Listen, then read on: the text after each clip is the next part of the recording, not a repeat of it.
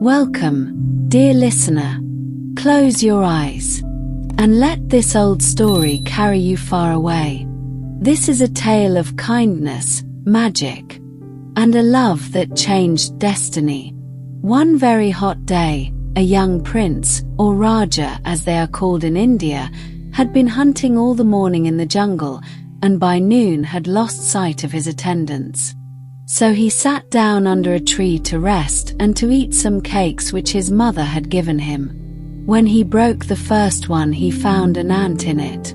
In the second there were 2 ants, in the third, 3, and so on until in the 6th there were 6 ants and the ant king himself. "I think these cakes belong to you more than they do to me," said the prince to the ant king. "Take them all, for I am going to sleep." After a while the ant king crawled up to the prince's ear as he lay there dreaming, and said, "We are much obliged for the cakes and have eaten them up. What can we do for you in return?" "I have everything I need," replied the prince in his sleep. "I cannot spend all the money I have more jewels than I can wear, and more servants than I can count, and I am tired of them all." "You would never be tired of the Princess Lalan," replied the ant king. "You should seek her, for she is as lovely as the morning." When the young prince awoke, the ants were all gone, and he was very sorry for this, because he remembered what the ant king had said about the Princess Lalan. "The only thing for me to do," he said to himself, "is to find out in what country this princess lives." So he rode on through the jungle until sundown, and there beside a pool a tiger stood roaring. "Are you hungry?" asked the prince. "What is the matter?" "I am not hungry, but I have a thorn in my foot which hurts me very much," replied the tiger. Then the prince jumped off his horse and looked at the tiger's foot. Then he pulled out the thorn and bound some healing leaves over the wound with a piece of cloth which he tore off his turban. Just as he was ready to mount his horse again, a tigress came crashing through the jungle. "How nice," she cried. "Here is a man and we can eat him." "No, indeed," replied her husband. "He has been very good to me. He has taken a thorn out of my foot and I am grateful to him. If he wants help at any time, we must give it to him." "We would much better eat him," grumbled the tigress, but her husband growled so in reply that she bounded off into the deep jungle. Then the prince asked the tiger if he could tell him the shortest way to Princess Lalan's country, and the tiger told him it was across 3 ranges of hills and through 7 jungles. "But," said the tiger, "there is a Farka or holy beggar in the next jungle to this, and he has a magic bed which will carry you anywhere you wish to go. Besides this, he has a bag which will give you whatever you ask for, and a stone bowl which will fill itself with water as often as you ask it. If you can get these things, you certainly can find the Princess Lalan." Then the prince was very much pleased and set out to find the Farka. He found him sitting under a tree on the edge of the jungle, his bed on one side of him and the bag and bowl on the other side. The Farka sat very still for a long time when he heard what the prince wanted, and then he asked, "Why do you seek the Princess Lalan?" "Because I want to marry her," replied the prince very earnestly.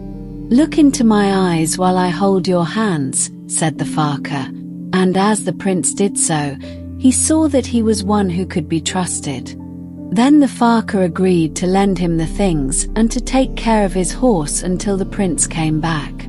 "Now lie down on the bed and wish yourself in the Princess Lalan's country," said the Farka, and, taking the bag and the stone bowl in his hands, the prince stretched himself on the bed.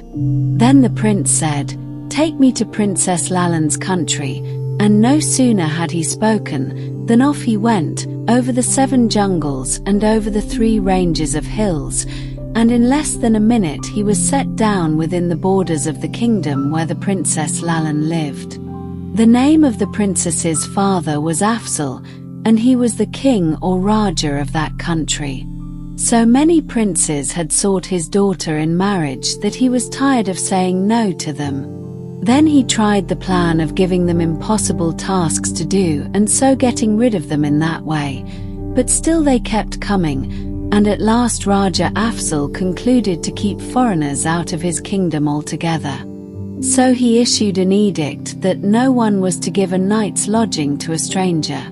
So when the prince came to an old woman's cottage and asked if he might spend the night there, she told him that the Raja would not allow it. "Cannot I bring my bed into your garden and sleep there?" he asked. "And cannot I have supper with you?" "I have nothing for supper but rice," said the old woman, shaking her head. But the prince pleaded so hard to let him come in that she consented, and he put his bag on her table. Then he spoke to the bag. "Bag, I want something to eat." And all at once the bag opened, and there was a fine supper for 2 people. So the old woman ate with the prince. The food was delicious and was served on gold plates with gold spoons. When they were done eating, the old woman said she would go to the well for some water. "You need not do that," said the prince, and then he tapped the bowl with his finger. "Bowl," he cried, "I want water." At once the bowl filled with water, and the old woman washed the gold plates and spoons. "If you will let me stay with you a little while," said the prince, "you may have the plates and spoons for your own." Then he ordered the bowl to fill with water again and washed his hands in it. Then the prince said, "My bowl gives me all the water I want, and my bag gives me everything else I ask for. They belong to a holy Fakir, and he might be angry if you turned his things out of the house tonight." The old woman sat very quiet for a long time, and then she said, "The anger of a Raja is something to be dreaded, but that of a Fakir might be far worse." "Did you count them?" asked the prince. "There are 12 gold plates and 12 gold spoons." The old woman nodded and put them away under her bed. "You may stay," she said, "but be careful that the Raja's soldiers do not catch you." By this time it was night, and the prince and the old woman sat in darkness, for there was no lamp in the house. "The Raja does not allow lamps to be used," she said. "His daughter, the Princess Lalan, sits on the roof of her palace at night and shines so that she lights up the whole country." Just then a beautiful silver radiance filled the room, and when the prince stepped outside he saw that the princess was sitting on the roof of her palace. Her saree or dress was of silver gauze, and her dark hair floated almost to her feet. She wore a band of diamonds and pearls across her head, and the light that came from her was as beautiful as that of the sun and the moon and the stars together. "The Ant Raja was right," said the prince. "Her beauty turns darkness into light, and night into day. I should never be weary of the Princess Lalan." At midnight the princess came down from her roof and went to her room. Then the prince sat down on his bed with his bag in his hand. "Bed," said he, "take me to the princess's palace." So the bed took him where she lay fast asleep. Then he shook the bag. "Bag," he said, "I want a lovely shawl, embroidered in red and blue and gold." The bag gave it to him, and he spread it gently over the princess. Then the bed carried him back to the old woman's cottage. The bag gave the prince and the old woman breakfast and dinner and supper the next day, and when night came the princess again sat on the roof.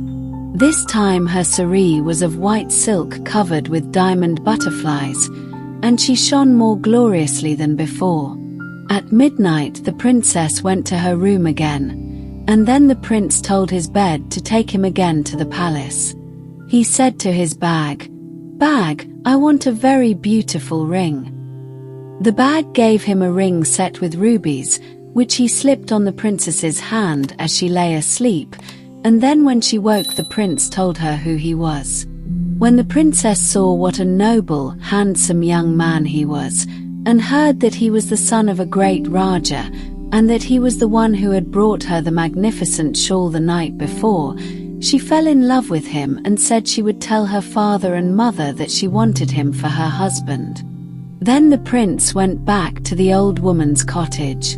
The Raja Afzal, Princess Lalan's father, sent for the prince the next day and told him he might marry the princess because she wished it. "But first," said he, "you must do this for me. Here are 80 pounds of mustard seed, and you must crush the oil out of them in one day." "It is impossible," said the prince as he went away from the palace. "How can I do it?" And when the old woman heard of it, she said, "It is quite impossible. Only an army of ants could do it." Then the prince thought of the ant Raja, and at the very minute he thought of him, the ant Raja and all his ants crept under the door and into the room. "If I do not crush all the oil out of this mustard seed before tomorrow morning, I cannot marry the Princess Lalan," the prince said, showing the bag to the ant Raja. "We will attend to it for you," replied the ant Raja. "Go to sleep and leave it to us." When the prince awoke in the morning, there was not a drop of oil left in the mustard seed, and with a light heart he took it to the king. "That is very good, indeed," said Raja Afzal, "but I have something else for you to do. One day when I was out in the hills, I caught 2 demons, and I have them here shut up in a cage. I want them killed, because they may break out someday and harm my people. You may marry the Princess Lalan if you can kill them." "How can I fight 2 demons?" the prince asked the old woman when he was back in her cottage. "Only a couple of tigers could do it," replied the old woman. And as soon as the prince remembered his tigers, they came in at the door. "Take us to the king," said the tiger. When the prince asked the Raja if the tigers might fight the 2 demons, he said they might do so, for he was very anxious to get rid of the demons. So all the court went to see the fight, and the tigers killed the demons. But when the prince said, "Now you will give me your daughter," Raja Afzal replied, "There is only one thing more. If you can beat my kettle drum, you shall marry the Princess Lalan." "Where is your drum?" asked the prince. "Up there in the sky," replied the Raja. "I don't know how I can get up into the sky," sighed the prince. "This is the hardest task of all." So he went back to the cottage and said to the old woman, "My ants crushed his oil, my tigers killed his demons, but who is to get up into the sky and beat his kettle drum?" "You are rather stupid," said the old woman. "If your bed carried you across 7 jungles and over 3 ranges of hills, don't you think it can take you up into the sky?" "It is very singular, I never thought of that," cried the prince, and then he sat down upon his little bed. Up into the sky it flew, where he beat the kettle drum so loudly with the handle of his hunting knife that the king heard him. "The wedding shall take place as soon as you like," said the Raja when the prince came down again, and so the prince sent the bed and the bowl and the bag back to the Farka. Then invitations to the wedding were sent to all the kings and queens of the neighboring countries, and after they were married, the prince took the Princess Lalan home to his own country. So remember this, dear listener: kindness given freely always finds its way back. Thank you for listening. Until our next story, sleep gently and dream beautifully.